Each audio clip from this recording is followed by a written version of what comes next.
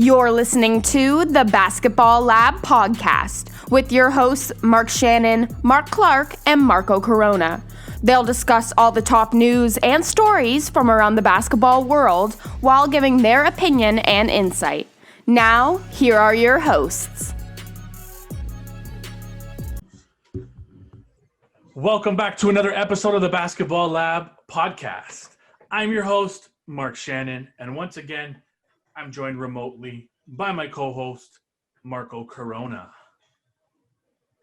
What up? What's going on, Marco? We got the North Carolina Tar Heels shirt on there, Raptors. I was about to say Raptors playoff. It's been 7 straight years, but no more. But playoff basketball's here.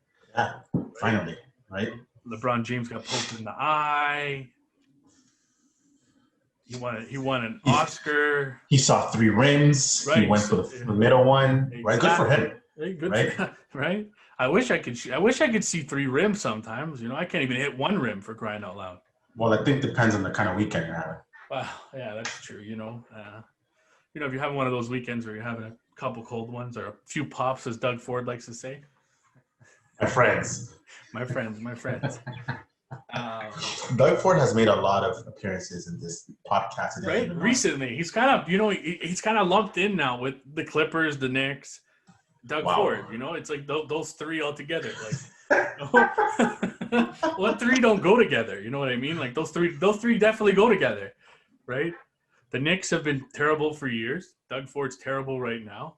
And the Clippers were terrible in the bubble last year, right? So Clippers are full of shit. Right, exactly. Ford's full of shit. And the Knicks, James Dolan's full of shit, right? There you go. Look, yeah. That's right. It coincides. Interesting. Right. See, we cover politics here too, folks. The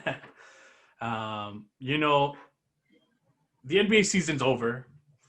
Playoffs are upon us. They're doing the play-in games and everything right now. But what I want to get into is the awards. The NBA, just before we came onto the podcast, basically dropped the finalists for every single award out there. So I want to go through award to award. Just go through them. Let's do it. I'll give you the finalists, and then we'll pick who we think is actually going to win the award. Okay, so we'll do who we think is going to win, and then we're going to say who we pick. Win, right? Yeah. Because there's 2 different answers, right? Agreed. Okay. Yeah. All right. So, obviously, let's start off. We'll save the best for the last. We'll save the most valuable player for the last one here. Yeah. So, starting off, we'll go Coach of the Year. Yes. Right? The 3 finalists for the Coach of the Year. Obviously, I think it's pretty obvious that who is going to be finalist, right? Halfway through the year when the New York Knicks started to play really well, right? You got Tom Thibodeau. You got Monty Williams, the second ranked overall in the Western Conference Phoenix Suns. And then you got the first-ranked team in the Western Conference, the Utah Jazz, Quinn Snyder, right? Yes. Those 3 are your 3 finalists for Coach of the Year. So I want to know who you think is going to win the Coach of the Year award. Who I think is going to win is Tom Thibodeau.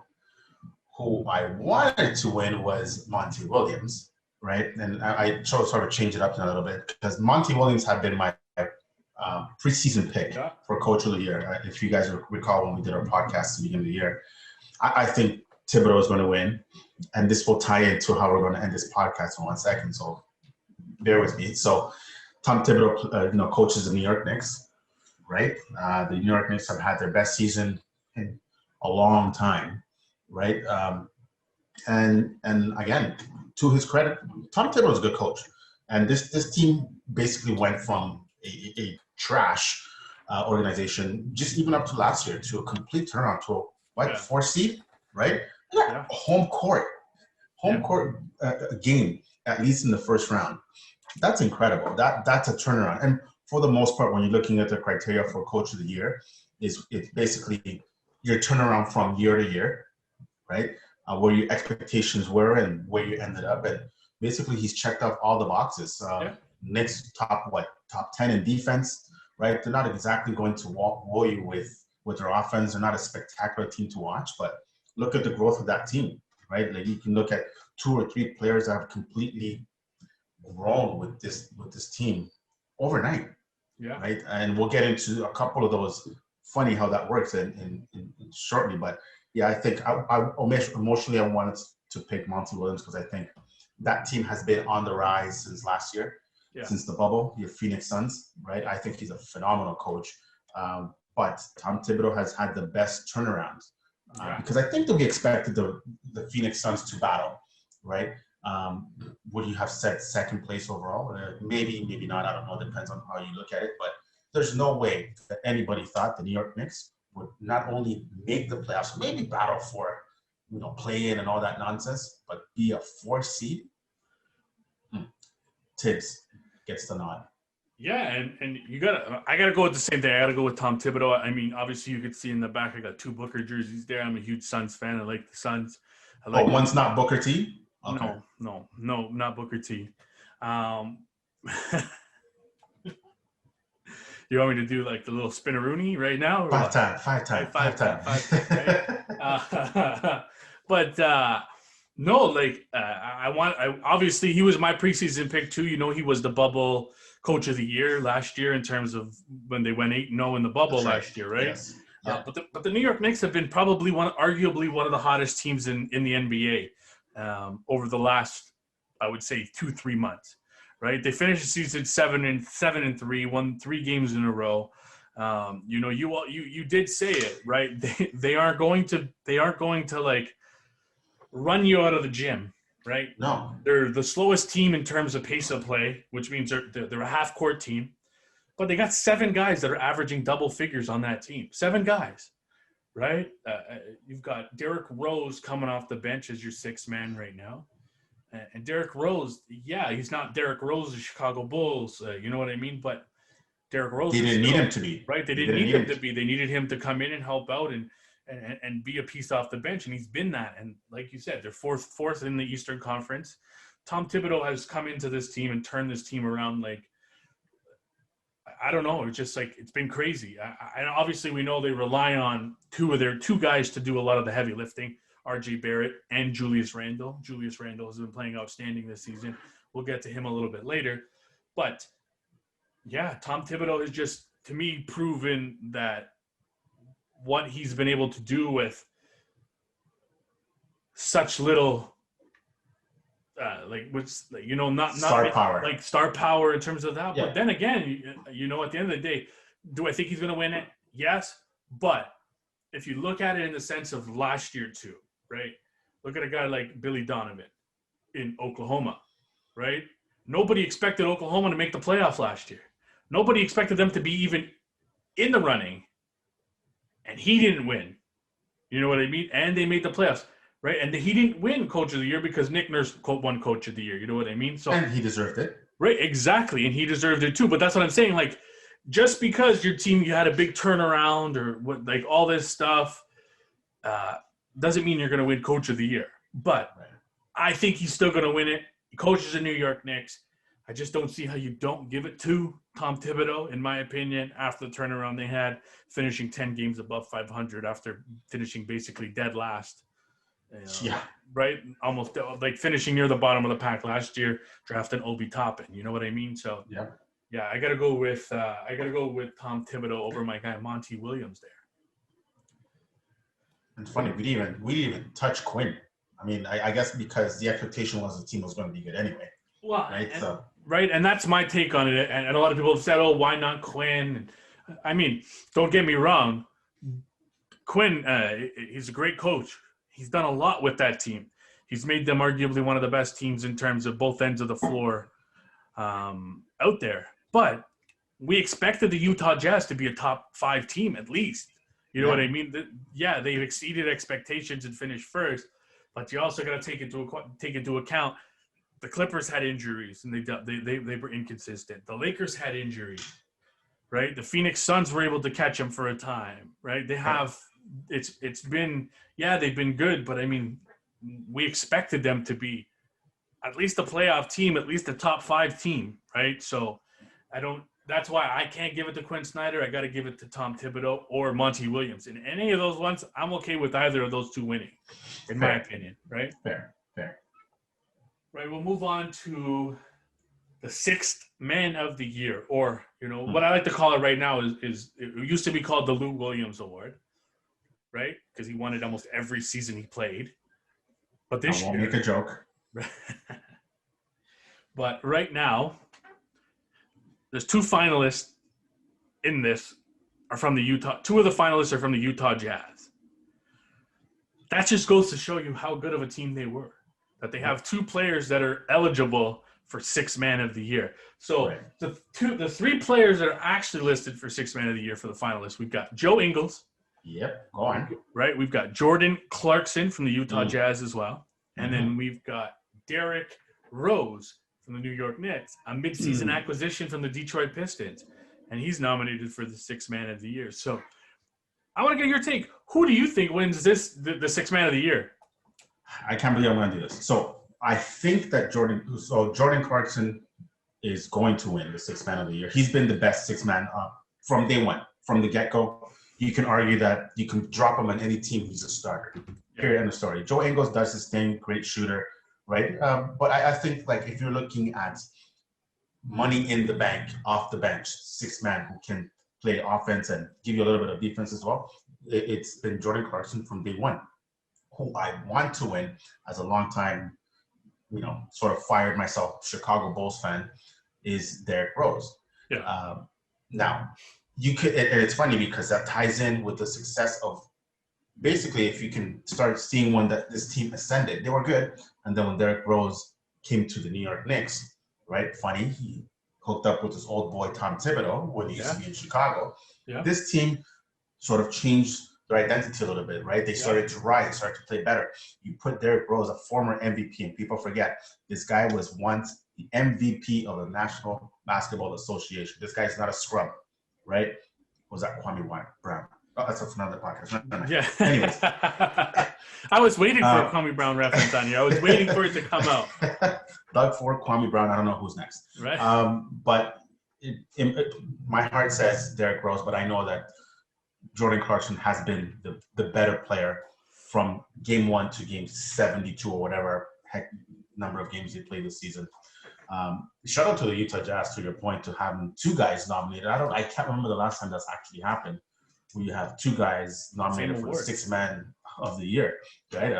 But wow, so that just goes to show you their depth of the Utah Jazz, because Joe Ingles can heat up at any time. There's no doubt about it. That guy's a sharp shooter, right? He can drop 30 on you. He can shoot the 3. He's annoying as hell, right? He gets under people's skin, and that's what you want off the bench, right? That's exactly what you want. It's a guy who can give you instant offense and energy. Yeah. Right? But Clarkson has been consistent throughout, so he's earned that award. He's going to win it. What I want to win is Derrick Rose, but I'm going to eliminate Joe Ingles, and it goes to Jordan Clarkson. Yeah, I got to go with Jordan Clarkson here as well. I mean, don't get me wrong. Ingles is having a great year too in terms of performance, right? He's averaging 12 points a game, shooting almost 49% from the field, 45% from three-point line. But Jordan Clarkson been consistent all year.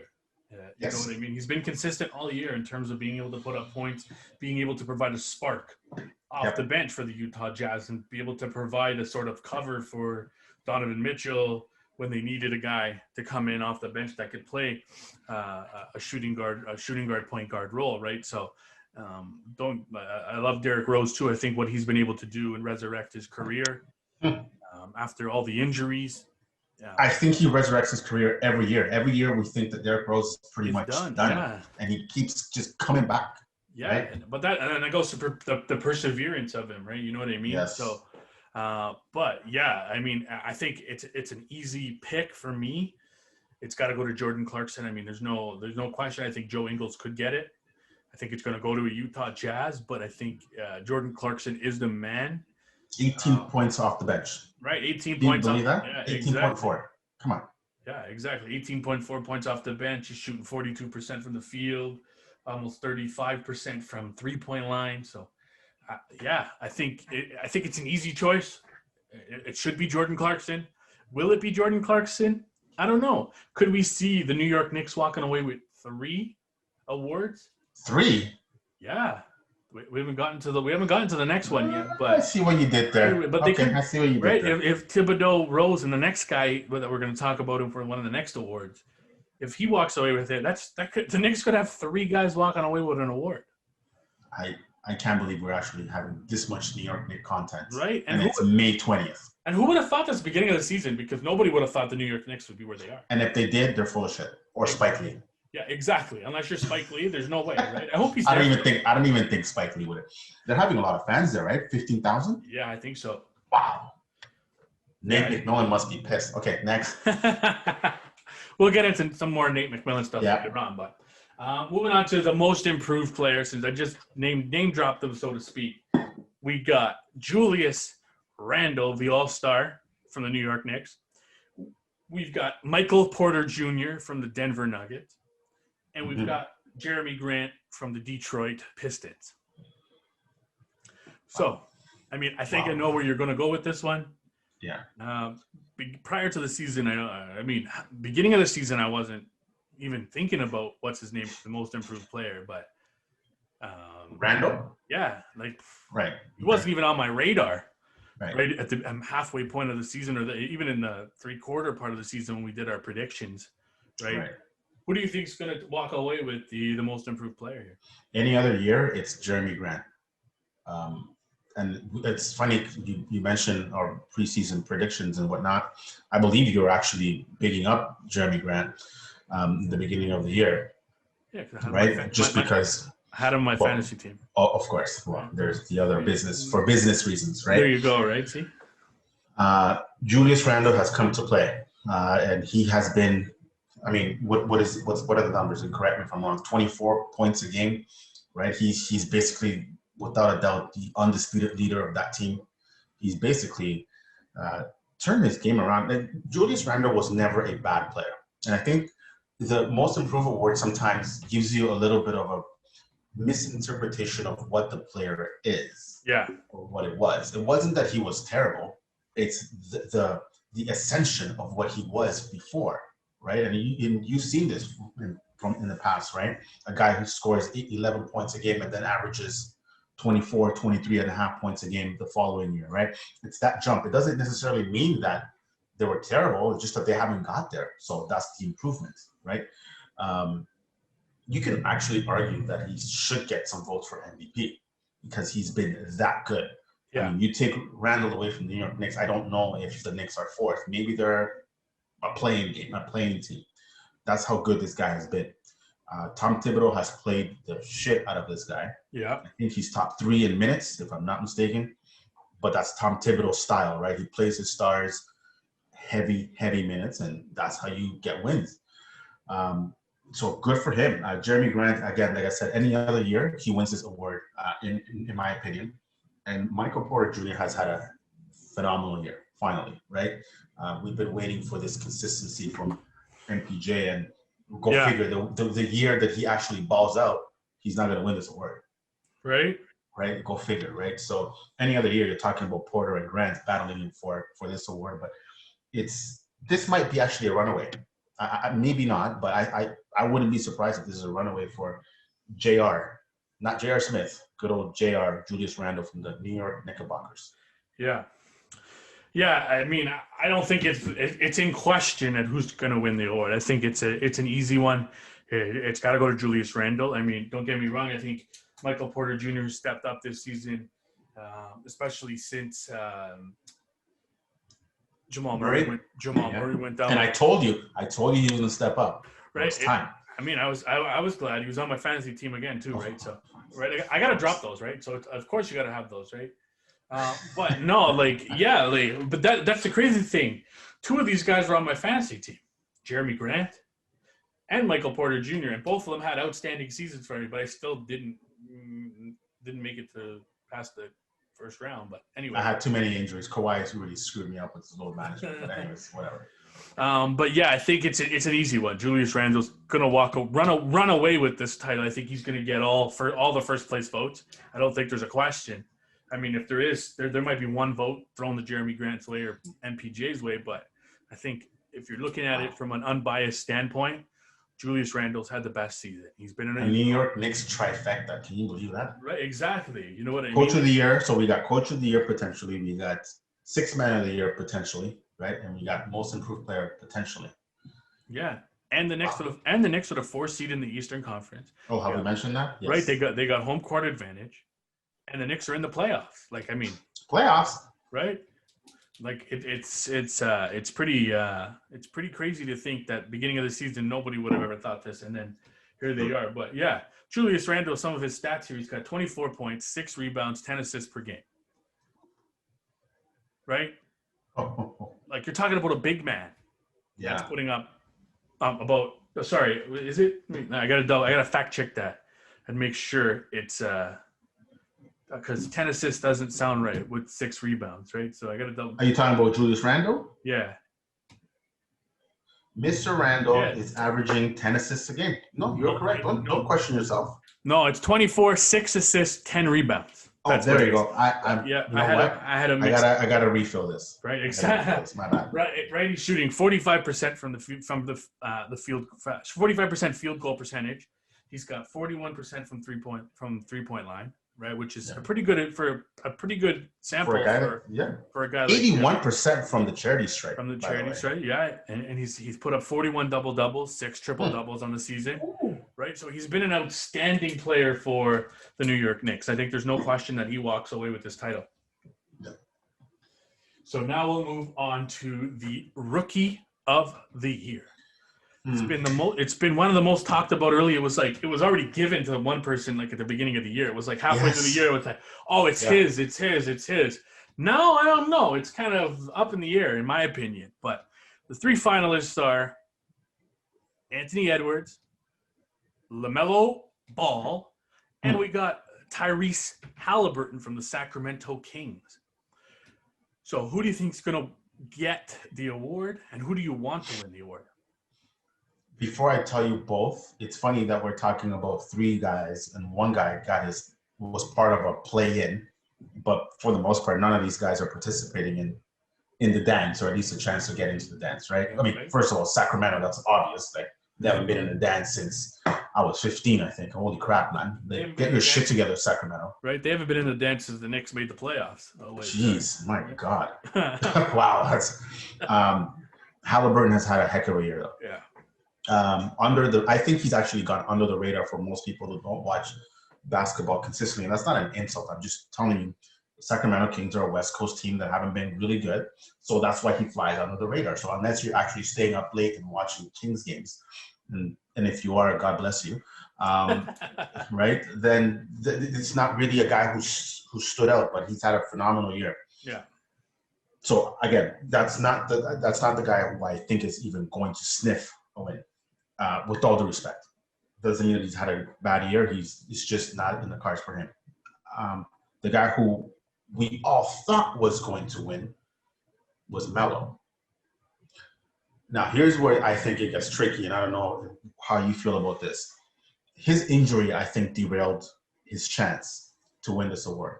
Once he got hurt, the spotlight turned on Edwards, and then people realized, holy shit, this guy's actually not only very good, he's having a hell of a year. He almost averaged 20 points a game, if I'm not mistaken. The team's terrible. Terrible. They've always been terrible, so it doesn't matter, right? Don't look at the record for this award. It doesn't matter. Yeah. But the guy has balled out. And as a matter of fact, I think he's actually got better as the year went along. Got off to a bit of a shaky start, and then I think it's funny. I think after he destroyed our boy Utah, that's when things really started to take off for him, right? No pun intended. Melo has had a heck of a year. I think that if he stays healthy, we're having a different tone of this conversation. Yeah.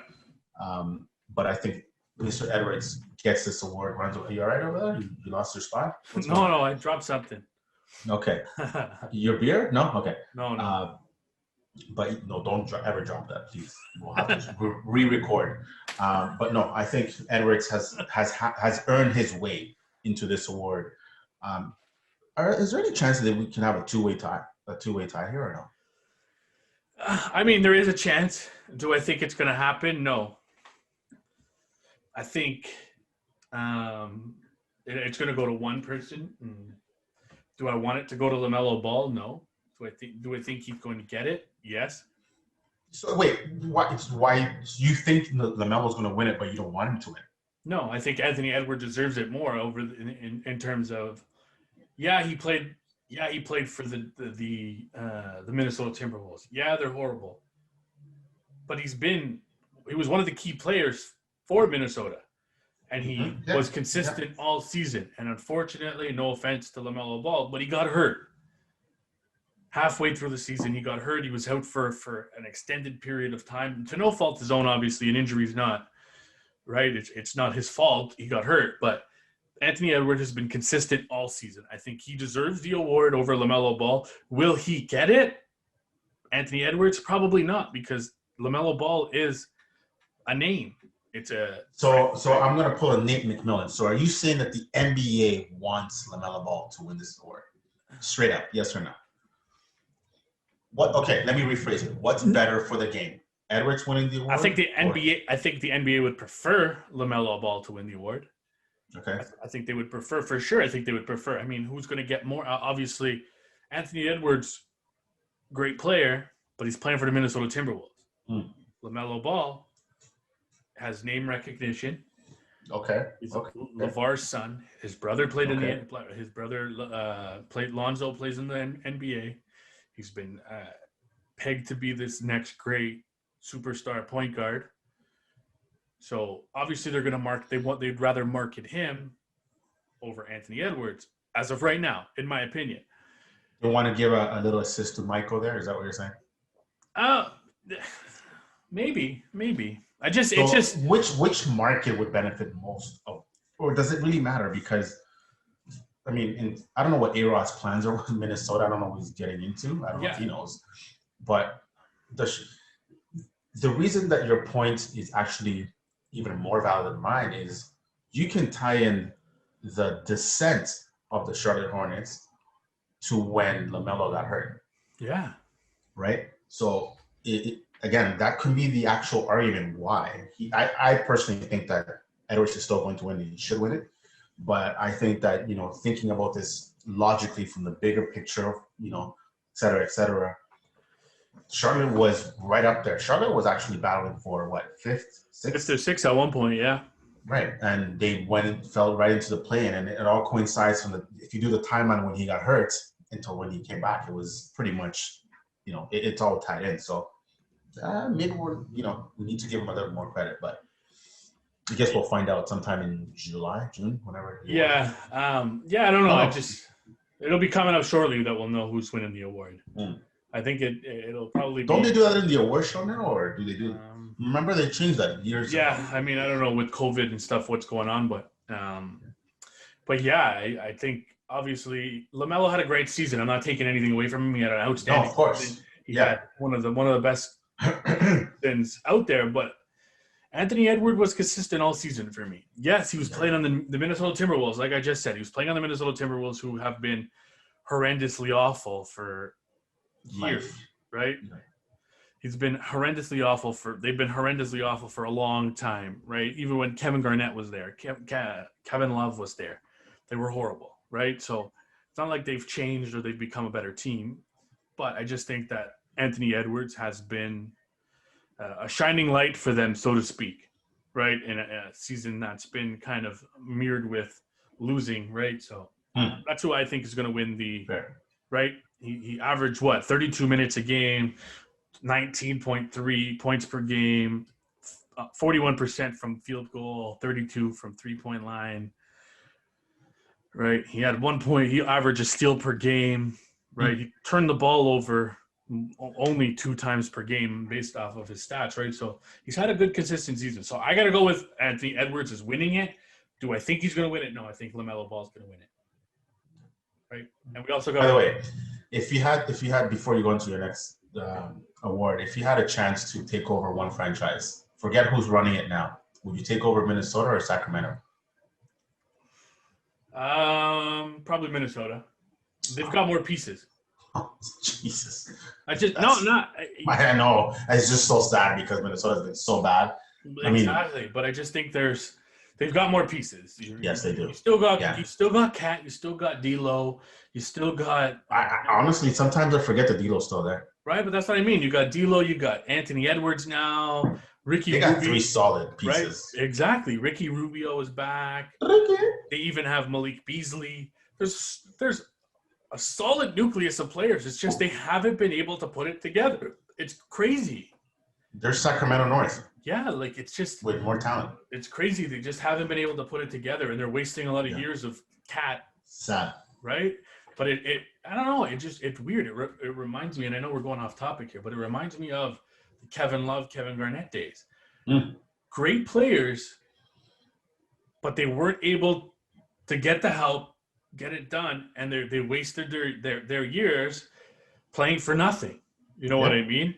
And then Kevin Garnett had to go to Boston to get a ring. Kevin Love had to go to Cleveland to get a ring. You know what I mean? So it's like it's reminiscent, and it kind of like it goes full circle with the Minnesota Timberwolves. They get a great player like Karl Anthony Towns or Kevin Garnett or Kevin Love, and it just goes in circles until eventually they get rid of those guys, and then they win a championship, and then Minnesota is still 13th, 14th, 15th in the NBA, right? So I hope A-Rod and his partner there go in and something changes and we start seeing better fortunes for the Minnesota Timberwolves, right? Kind of on line with what the Minnesota Lynx are doing over there, right? So sure, yeah. So what I heard from that before you go on is Karl Anthony to the Raptors. That's what I heard. Okay, next. I'll remember to edit this one out and put that exactly what you just said there, right? Yeah, get people talking, right? Okay, we'll move on to the second last award, the Defensive Player of the Year, right? We got the Gobert Tower, Rudy Gobert. He's always in contention for this award every season. We've got Ben Simmons from the Philadelphia 76ers, and we got Draymond and Pokey in the high green,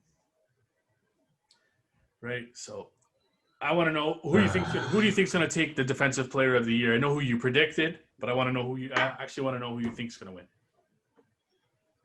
Should win is the Gobert Tower. The most consistent. First of all, I'm surprised that these are the only three. How did Draymond get into this, by the way? He talked his way into it. Wow. Okay. Whatever. So that's fine. So the Gobert Tower is going to win. I have a sneaky feeling that Ben Simmons is going to win this award. I don't have a theory or a conspiracy or anything. I just have a sneaky feeling that the name brand of Ben Simmons is going to earn him this award. I'm not taking anything away from Ben Simmons. I think he's a great player. He can be much better than he actually is. Sometimes I think he just... Anyways, I'm not going to say what I want to say, right? I think he Cadillacs a lot of the times, but Gobert is elite as an elite defender, as a big guy. Yeah. I'm surprised my guy from Indiana, what's his name? Miles Turner is not even a finalist. Like, is that correct? Like, did you read the right names? Yeah, did you somebody mistype, or like Roger Clemens once said, misspoke the name? Nope. Like, I don't understand how Miles Turner is not even no disrespect to Draymond, but okay, whatever. Anyways, and that to me is I'm not actually out of words, but yes, the Gobert Tower should win, but I have a feeling that that's your boy. I heard you say that once. Ben Simmons is going to win it. I said my boy. Yeah, you said it. Was I sleeping? Was I drunk? Because I would have never said such slanderous, preposterous things in my life. That is blasphemous. Yeah, that is blasphemous. You know that? No, not a chance. Not a chance would I say he's my boy. I'd rather take Draymond Green over him. No, I'm just kidding. Let's not go there. I won't go there. But leave triple single alone. But yes, I'm reading it again, double checking just to make sure I didn't read it right. Maybe like I wasn't seeing 3 rims like LeBron James or anything. You know what I mean? But yes, it's Rudy Gobert, Draymond Green, Ben Simmons. Okay. I have the same sneaky feeling that you have that Ben Simmons is going to walk away with this title. Don't get me wrong, and I've said it before. Ben Simmons is an all-world defensive player. He's an absolute beast on the defensive end. He can guard multiple positions from 1 to 5, right? Look at his size. He's exactly. a freak. Exactly. Yeah, no doubt. Right? His offensive game, obviously, this doesn't give him – this isn't for his offensive game. It's for his defensive game. You know what I mean? But defensively, he's arguably one of the best defenders, on-ball defenders in the NBA. Okay. Right? He's one of the best. And then you've got Rudy Gobert, I think Draymond Green, he's in there because they needed a third guy in there, but I think it's between Gobert and Simmons. No, there's no question, right? You've got Gobert, who's a beast on the boards. He's great in the post in terms of blocking shots, and he's a rim protector. He's a feared rim protector down there. So he's a bit of a throwback, right? Exactly. He's a throwback. He's like a Hakeem Olajuwon type player. The dream, right? I have a dream.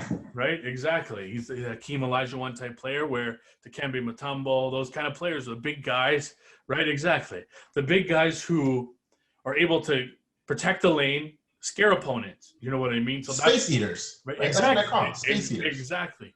But Gobert gets it done on both ends of the floor as well, right? But the award I think should go to Rudy Gobert. Will it go to him? Probably not. It's probably going to go to Ben Simmons. Case closed. Right? We'll move on to the last and final award. We've got the most valuable player. There's only 3 finalists for it, but I mean, literally everybody and their mother talked about themselves being included in the MVP race. Even Draymond. I put a vote in for myself. Right? Exactly. Steph Curry, LeBron James, Giannis Antetokounmpo, Vladimir Guerrero, Austin Matthews, right? Donald Trump, all of them. Whoa, chill. They all said, you know what I mean? Everybody was throwing their name in the ring, right?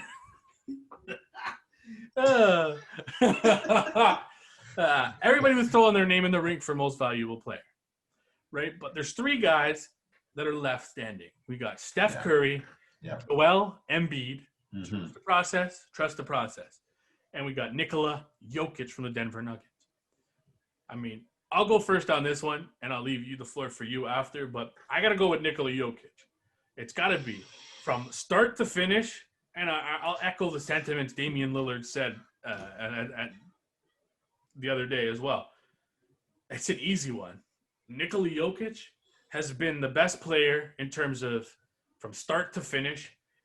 If it wasn't for Nikola Jokic, I think the Denver Nuggets would be a 7th, 8th seed right now.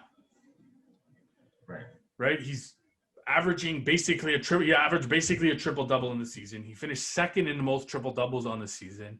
He could pass the ball. He could shoot.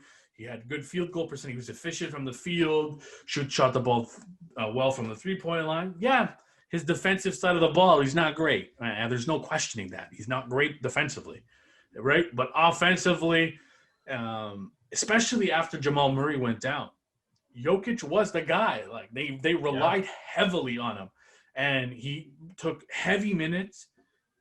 And the Denver Nuggets reaped the rewards from it. They're the 3rd seed in the Western Conference.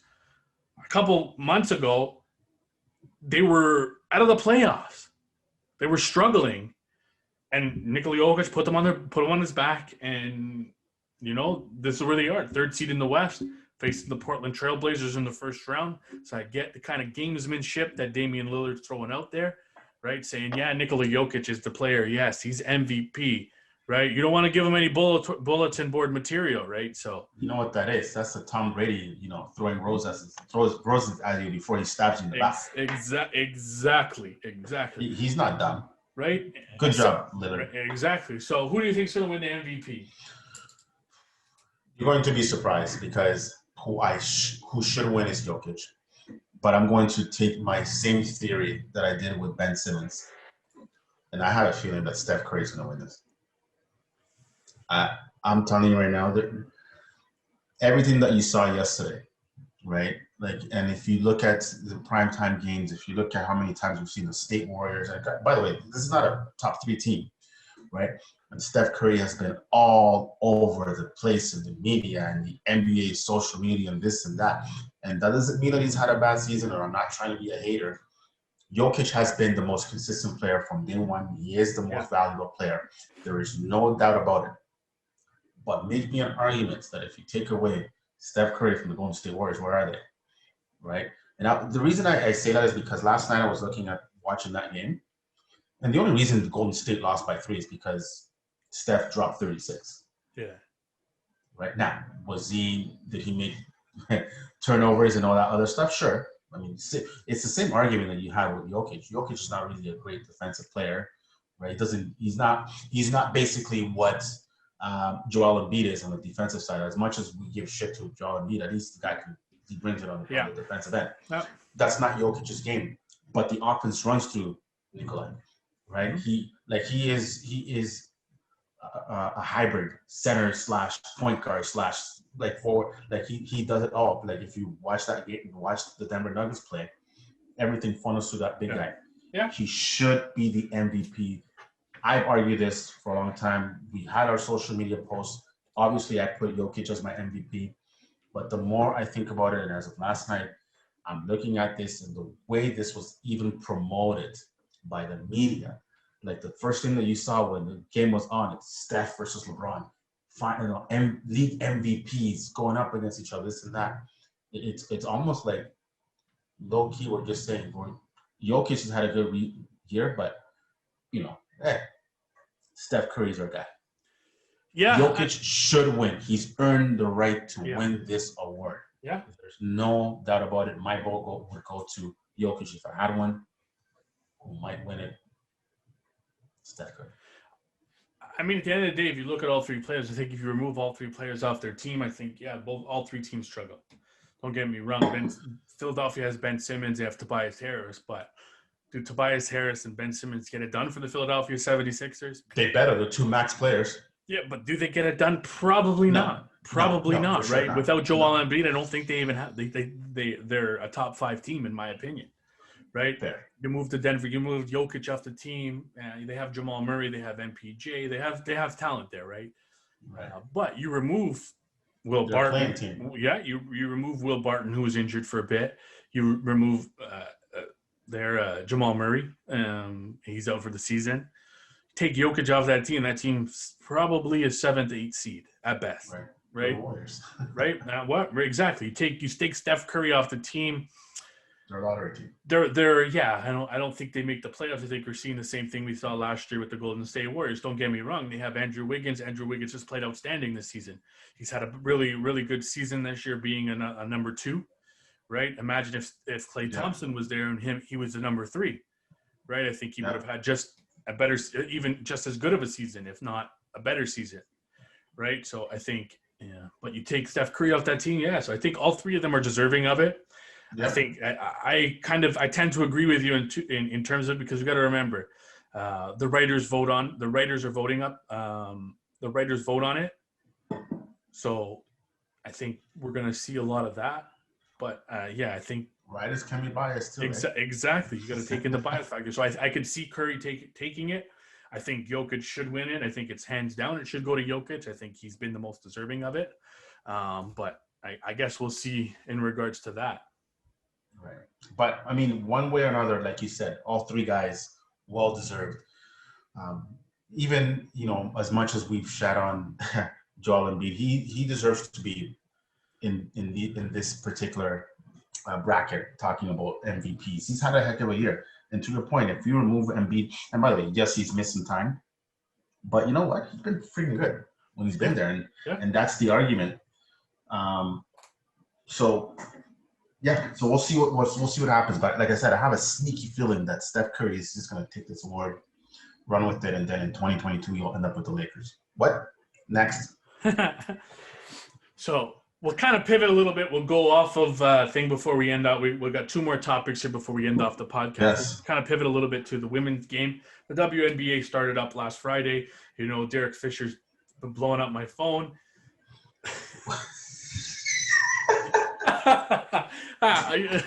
It's funny, I dropped their power rankings, and everybody thought we were running Derek Fisher's burner account. Tell the good folks if they didn't what happened, because this is funny as shit.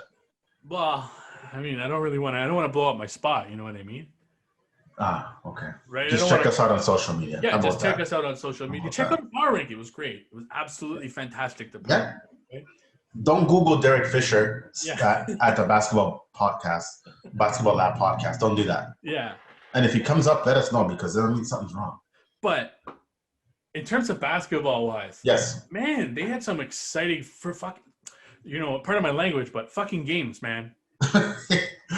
I've never actually, and this is not being disrespectful at all, not at all, because we've all matured as basketball fans, as people, and there was always this stigma, this nonsense about the WNBA. Like, oh, what are you gonna do? Watch the WNBA? Ha ha ha. Trust me, this game has grown leaps and bounds. We're celebrating the 25th anniversary, right? And boy, I think this might be the best year, and I think the best years are still ahead of them. And I don't know if you want to spit out the numbers, that the ratings, at least in Canada, where they were out of control. And you and I were talking about this last week because you were going to sign up to get the package. Yeah.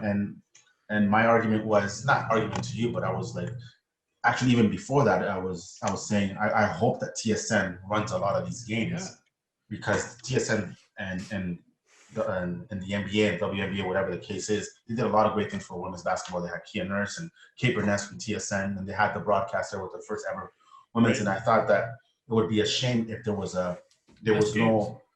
no continuation to that, right? That would have seemed like just a marketing scheme, or sort of just to get ratings. But credit to TSN and the other networks or whatever, they have continued to carry the women's game. And I'm telling you right now, there's some exciting basketball. Some of these ladies can just straight ball out. Yeah. I mean, my girl Sabrina. Ooh. Yes, we'll go right into that. Sabrina Ionescu. Yeah, get in there. I mean, my God, man, buzzer beater to beat the Indiana Fever. Ice cold. Coming off the pick and roll, hitting a shot with 0.4 seconds left. I mean, the girl's got ice water in her veins. Like, she's cold, man. She's just absolutely savage out there. And I guess obviously her idol was Kobe Bryant. Kobe Bryant thought she was was going to be the next best thing in basketball. Yeah. And I mean, Kobe Bryant was never wrong when it came to stuff like that. You know what I mean? He's not wrong in this situation. Sabrina Ionescu, she had the step back last year with the injury in the bubble that took her out of the season her rookie year, right? Unfortunately. But she's come back, and it's like she hasn't missed a step. She's looked good out there. The New York Liberty are 3-0 on the season. Her and her game is just like you watch it out there. Youngest player to average a triple-double in the WNBA history. Yeah. I mean, you're just talking about somebody who's going to help grow this game. Let the young players, the young women players that are watching it, especially here in Canada. We've got some great players, right? Yeah. And Kia Nurse and Natalia Chonwa and guys like that. There's and women like that, right? There's a lot of great talent. Even if you look in the NCAA game, Aaliyah Edwards and right. There's a ton of talent coming up in women's basketball in terms of Canada. Right. And what I like is the exposure. Sorry to cut you off. Yeah, what I like is the exposure. And number one, we all knew that Sabrina is a beast. So that's almost to a point, I guess. We shouldn't be surprised.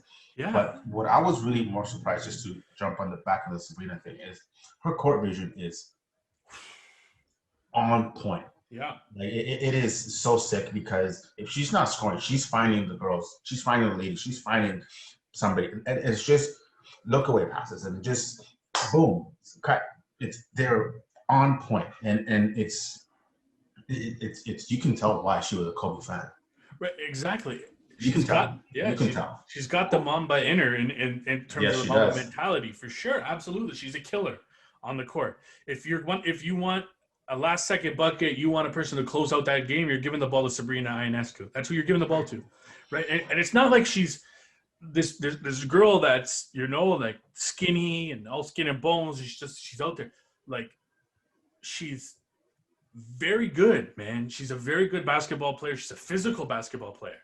Like, she's not going to shy away from the physical contact. Physicality, yeah. She's going to go into the lane. She's going to drive for the hoop, get fouls, do all the nitty-gritty, the necessities, which is what Kobe did. He didn't shy away from the physicality. He didn't shy away from any of that stuff, right? So it just goes to show you what kind of a player she is, right? And then I'll move on to another one in terms of that's been helping grow the game, Candace Parker, right? NBA analyst. She's been on TNT, ESPN, all those things. She schooled Shaq, sat him down. You know what I mean? right? But she made Put her Shaq in a body bag. exactly. She made her debut with the Chicago Sky this season, right? Her first game. I believe she dropped 16, 8, and 4 on 5 of 10 shooting, 3 or 4 from 3-point line, right? So you're talking about arguably one of the best women's basketball players in the world in terms of American basketball players, right? Obviously, Sabrina's coming up there. There's a lot of players that are coming up there. Asia Wilson, Brianna Stewart. You've got the what's her name? The one that was just Ari McDonald. There's a lot of talent coming up, right? Paige Becker's in NCAA that's going to be there in a few years. We haven't even talked about her. That's right. Exactly. So there's a lot of talent coming up there. But Candace Parker, she's been around the game. She's been around the game for a while. She's got high IQ. She's got good smarts. I think she's just a talented player. I think the WNBA game, and I said it to you the other day, the double standard is absolutely ridiculous. I bought the WNBA League Pass. Like I said, it was $16.99 for the entire year. For the entire year, to watch an NBA game, I think it's I don't even know what it is, but I think it's about at least $80 to $90. I think to get to get NBA League the League Pass. Right. But that's right. Like you're talking about a year thing for $89 compared to $17. Like you're watching some really good basketball, man, and that's why I wish people. Right, I hate people that are in the comments saying, "Oh, the women's game is boring and this and that." Shut up! You have no idea what the hell you're talking about. Watch the game. Watch the game and then come talk to me. Watch the game. Yeah, exactly. Watch the game. And the mistake that people make is compare the game. Yeah. Don't compare the game. No. Right? Don't compare what these ladies can do on the court with the other men in basketball and the NBA. Don't just look at it for what it is. And once you just sit back and appreciate it, you will be pleasantly surprised on how. I don't know if maybe surprise is an insult, because I don't want to say it. I don't want to insult anybody, but the WNBA game is outstanding. Yeah, absolutely. You have a young lady in your family or a daughter or a niece or whatever the case is. Have her sit down, buy her a jersey, or just watch the game for an hour or so, and you'll be amazed on the fundamental precision that these ladies play with. Yeah, like you listen, you're not going to see tomahawk dunks. That's not their game, and that's okay. And that's okay, because I'm telling you right now, I've seen games where you've seen 13 dunks and the game was garbage. Yeah. I'm talking about the NBA. Yeah. So that doesn't make it a great game. What makes it a great game is the court vision, the fundamentals, right? Like it's just the hustle, the love for the game, and that's what they are doing, and they're accomplishing it. And finally, especially here in Canada, they're carrying it more. It's more focused, right? Yeah. And I think that and the numbers last week speak for themselves. 325% from last year over year. Now that's all relative, because probably the pandemic exposure wasn't there last year as well, or whatever the case is. Yeah. But who cares? Because people still tuned in and watch, and there's an interest. And I'm telling you right now, it's going to be a matter of not if, but when. Yeah, WNBA team will be in this city. Yeah. And I'm going to hot take, Masai Ujiri is going to be behind that. Watch. I agree. I mean, well, yeah. I want to get myself. I was looking at Sabrina Ionescu jersey. I mean, they're obviously I told you the other day, Sport Check here in Canada selling them for $120. I'm thinking about getting one. New York. I think, man, like they need more exposure, and the exposure they're getting, and you've seen it the other day. The NBA players wearing the Count It shirts, right? 25 years in warm up. Right, you're getting the exposure from the NBA, and the players. And that's also big. The support from the NBA players. Exactly. Right, not just looking at them like a minor league organization. They're not. They're not. These are professional basketball players. Exactly. Give them the respect, because they give you the respect, man. Exactly, and you don't. And I don't know. By the way, I don't know if this happens 10, 15 years ago with the old school mentality. Right, no. It's all about us, this and that. As much as we give shit for some of these young players talking a lot of smack and social media and all that stuff, they respect the women's game more than any other generation, I think, that we've seen. Agreed. It doesn't mean that other generations didn't respect it, but I think that there's such a big focus, and there's more of a unity right now, and I think that's great for the women's game, and I think it's going to grow. And like I said, it's just a matter of if. When there's. By the way, I'm throwing my vote in there for the official name for the women's team, if there is one in WNBA, the Huskies. Do it, Masai. Do it. Just do it. There's already I believe there's already a Twitter account for them. Oh, for real? Oh. Dang. Yeah, Toronto. No, there's no team, but there's a Twitter. They put in a bid for a team already. Okay. Right. Via ESPN, I'm just reading this. So the WNBA draft alone in Canada averaged 331,000 viewers, the second most it's ever been viewed since 2004. And you're talking about the WNBA draft, right? So it's going to be exciting. I think that we got to talk about it more, and I can't wait to talk about it more. I can't wait to talk about it more and follow it more and watch the games, right? So it's looking exciting, but we'll end off with one last topic before we end off the podcast here. We got Nate McMillan. We brought it up a little bit earlier in terms of the New York Knicks. Nate McMillan was fined $25,000 for basically saying the Knicks get preferential treatment and they haven't been in the playoffs, so to speak, but it's the New York Knicks, so they get preferential treatment. So I want to get your take on the Nate McMillan fine, if you think it was fair, justified, or, fact or fiction. Fact. Right. Whether it's justified, I don't know, whatever the case is, but what he said was not incorrect. There's nothing that we haven't said on this podcast or any other conversation over beers or whatever the case is. The New York Knicks have been a doormat for years. Mm-hmm.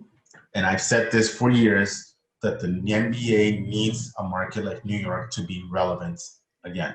They don't even have to win championships. Yeah. They have to be relevant. It's like, and I'm going to say this, don't kill me, the Dallas Cowboys need to be on the spotlight every Sunday in football, right? They haven't won a playoff game in 4 playoff games in 25 years. Yeah. Right? This is no different than the New York Knicks. Agreed. Right? But the New York Knicks need to be good in order for the NBA to pump up that market, right? And it's where's head office for the NBA? New York. Okay. So where's most head offices for the big 4 leagues? New York. New York. Okay. So what do you need to promote? New York, right? If the New York Knicks, I can tell you right now, the New York Knicks are actually more of I guarantee you, if you go to downtown Manhattan today or whatever, the New York Knicks are more of a hot topic than the Brooklyn Nets. Absolutely. There's no question about that. Yeah. Just because they are the New York freaking Knicks. Yeah. Right? So Nate McMillan was not offside. He got fined because, in essence, he threw his company, his bosses, under the bus. Yeah. Right? And you don't talk shit about your boss without getting bitch slapped. So exactly. $25,000, and I hopefully somebody in the Atlanta organization pays that fine for him for telling the truth. But I thought it was funny. I thought it was candid and truthful.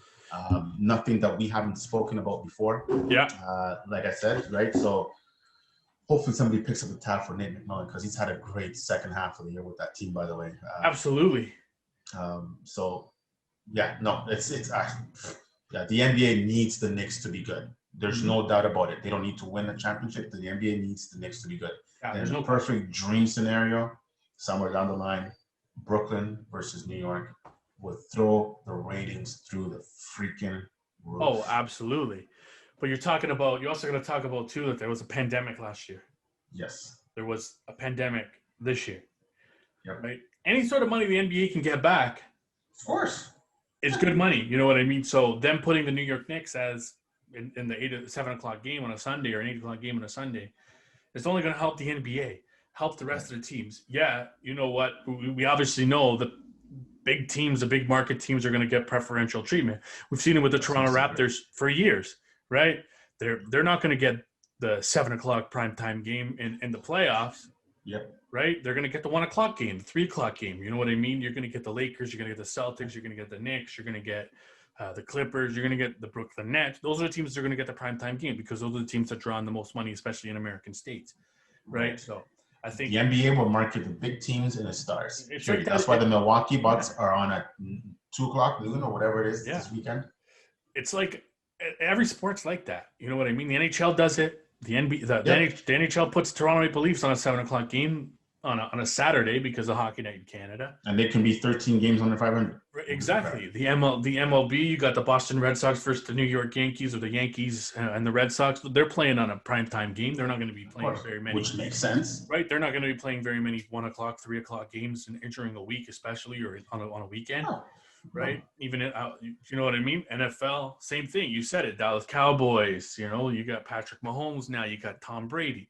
Those are the guys. They're going to market their players, and that's what they got to do, right? So that's how you're going to make money. But I don't think he was offside either in his comments. I mean, at the end of the day, we know that's the way it is. That's the way it's always going to be. There's not going to be any change to that. The big teams are always going to get preferential treatment. Absolutely. Right. But it's fun to watch, so we'll see what happens, and a lot more to come in the next few weeks with playoffs and WNBA, and it's going to be exciting. Our next podcast is going to be probably hot, because tell you that right now, we're going to be right in smack in the middle of the first round, so I can't wait.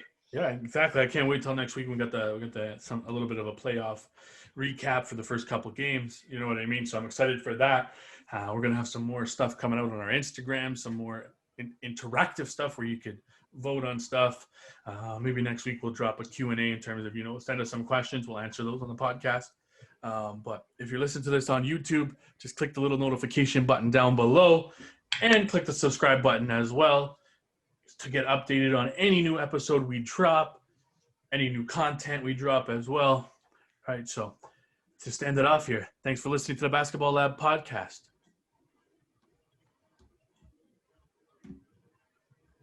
Thanks for joining us this week on the Basketball Lab podcast. Make sure to follow us on our social media.